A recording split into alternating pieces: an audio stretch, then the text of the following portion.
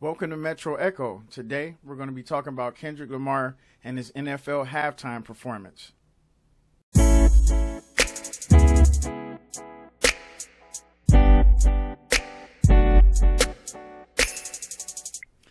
Okay, everyone. Welcome to my channel. I appreciate you giving me time, giving me your ear.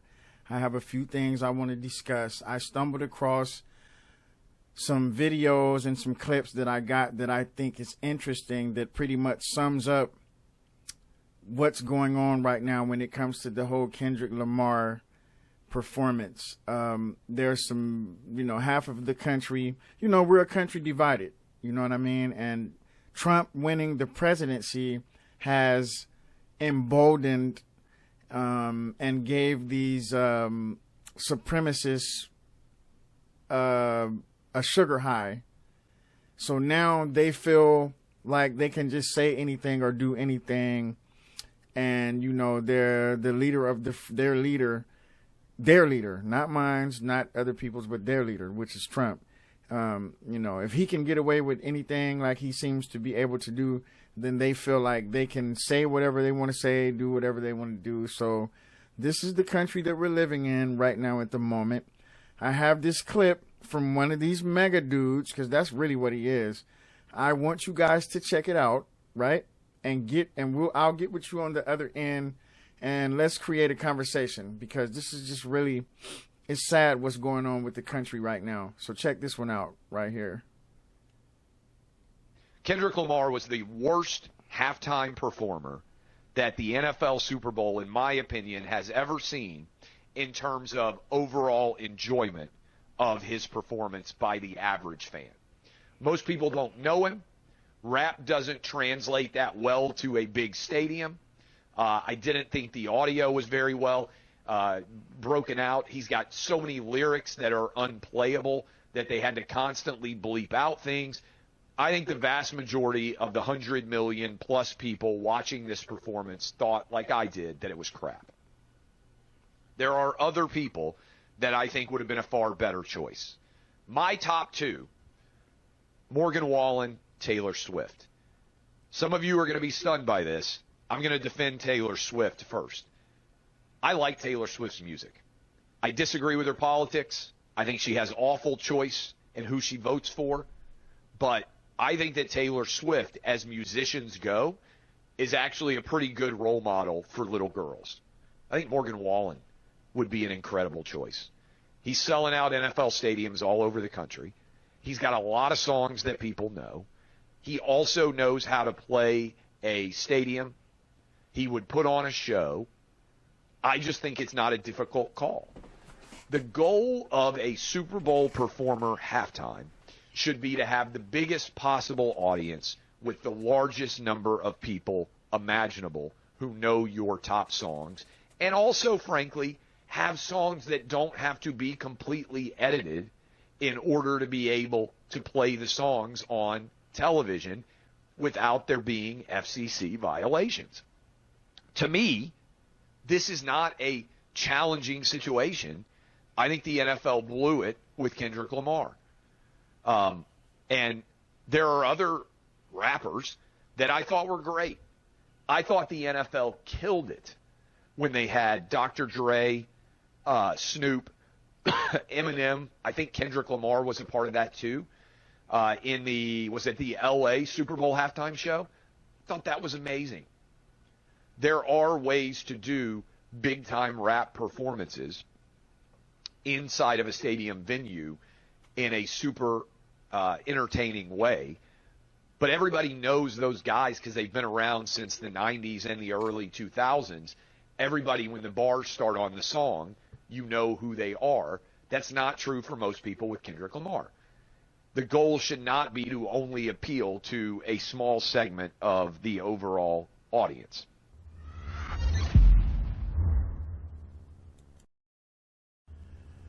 So what small segment of the overall audience was he talking about? See, this is the thing.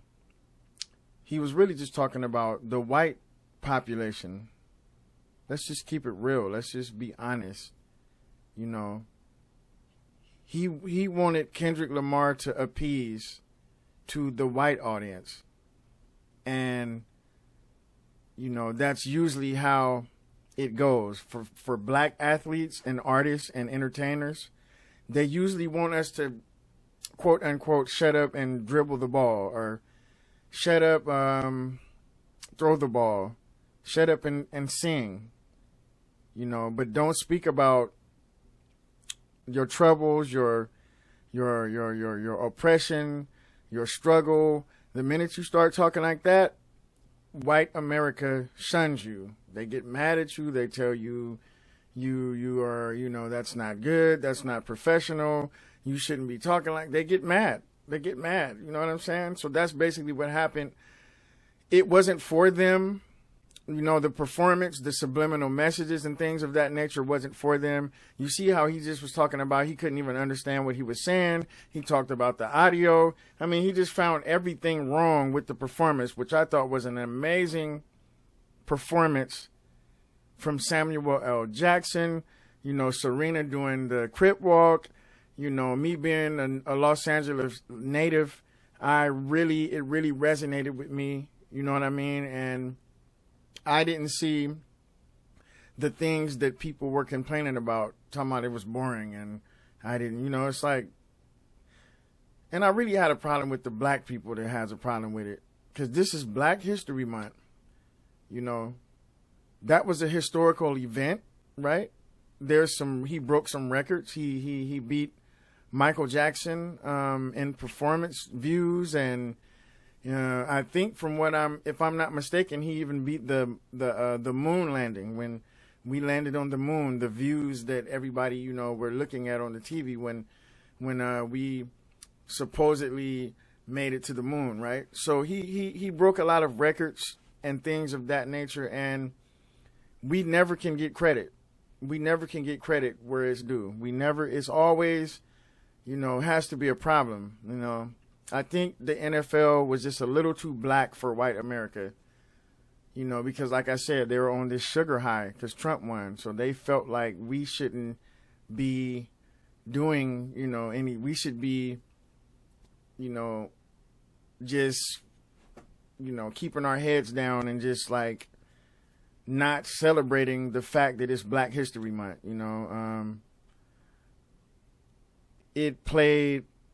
it made hip hop relevant even more, because for a minute there was just about violence and things of that nature. Kendrick Lamar doesn't really rap about violence and killing each other and drugs and all of the stuff that you normally hear, right? Then he talked about Taylor Swift. I actually got a clip that I'm gonna share with you guys with Taylor Swift actually singing along with Kendrick Lamar, in the crowd, having a good time, enjoying herself. So, he want to bring up Taylor Swift, but she was actually there having a good time, enjoying herself. She didn't seem to have a problem with it. She didn't seem to think it was boring. She didn't seem to not know who Kendrick Lamar is. I think they did a track together, if I'm not mistaken. I have a clip that I'm going to share with you guys because I want to bring you guys the evidence. I want to show you guys that what he's saying and what you see with your own eyes don't really add up. It's a certain narrative that they want to push, and we're not going to stand for it. We got to keep it real this time. We can't let them just control our narrative. So here's a clip of Taylor Swift with her friends enjoying herself at the halftime performance.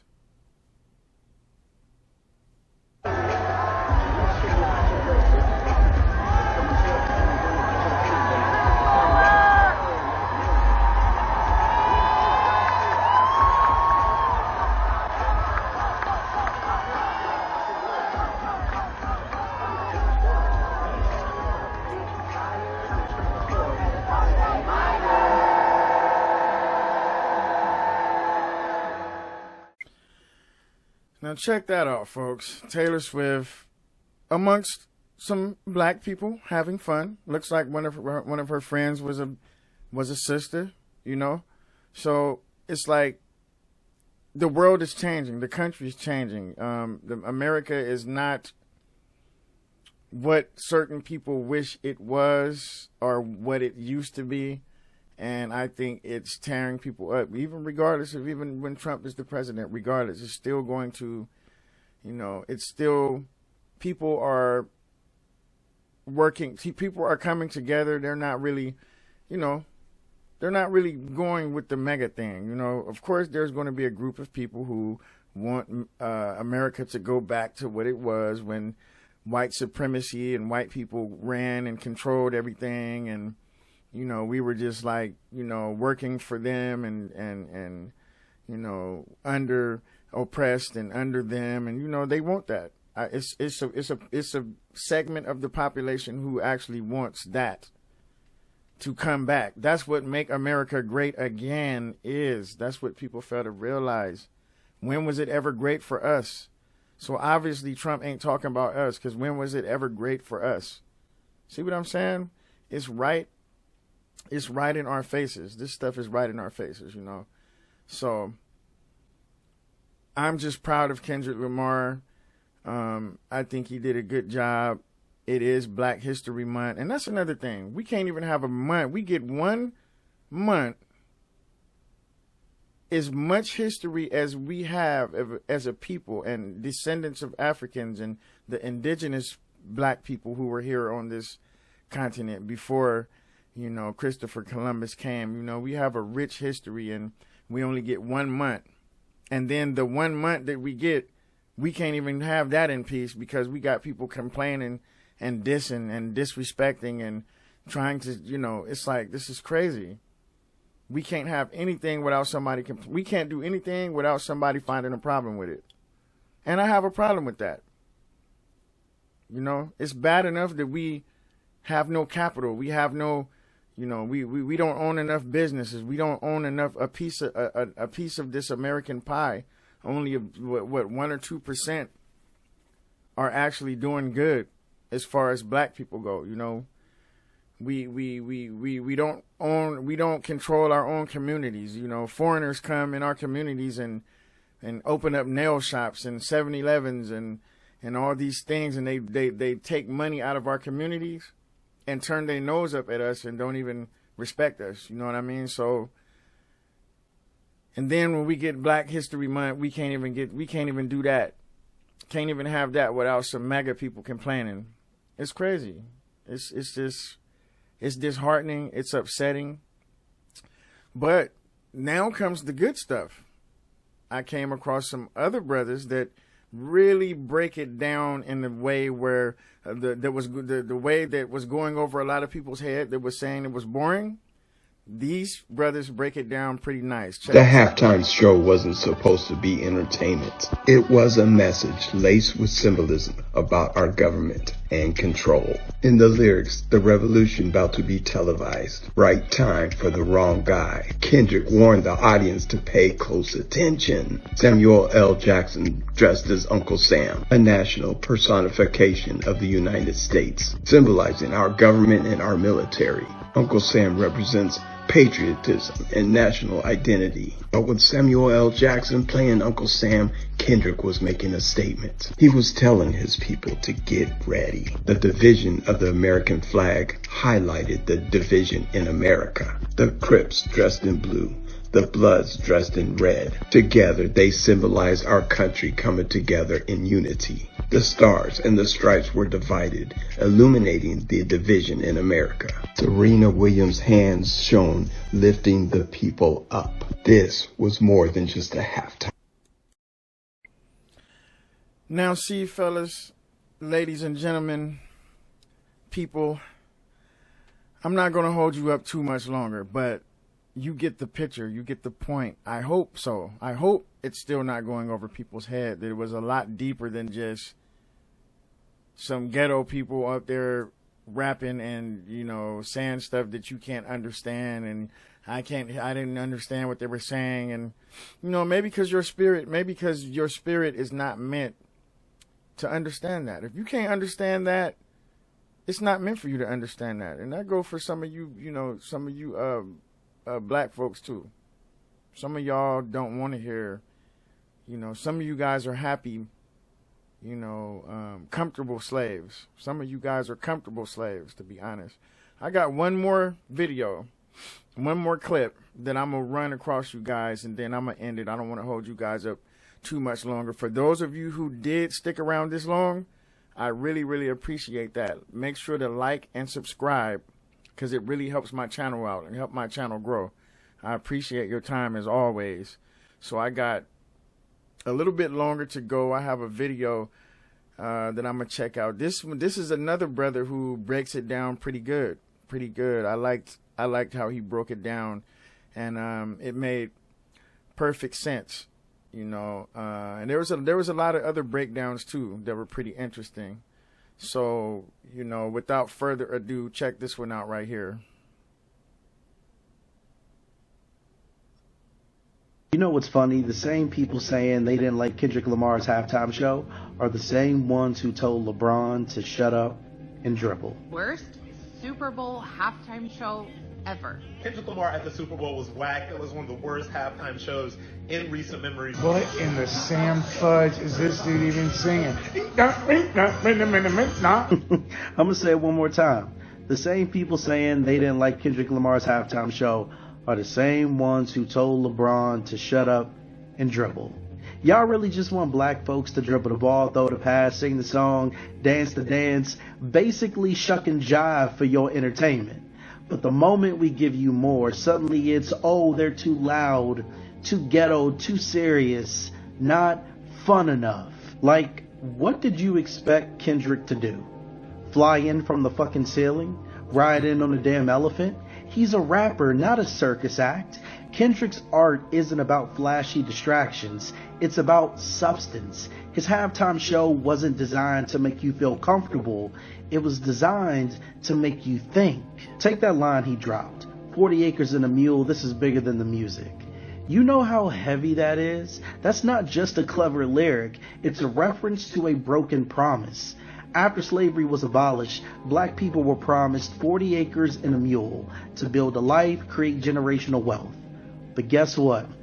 That promise was snatched away, leaving generations to deal with the ripple effects of systemic racism and economic inequality. So when Kendrick says this is bigger than the music, he's saying I'm not here just to entertain you. I'm here to confront the stuff you'd rather ignore. His music is activism, it's history, it's truth-telling wrapped in beats and verses. Y'all want halftime shows that are just fireworks and choreography, but Kendrick's out here making a statement. He's not here to make you dance. He's here to make you uncomfortable in the best way.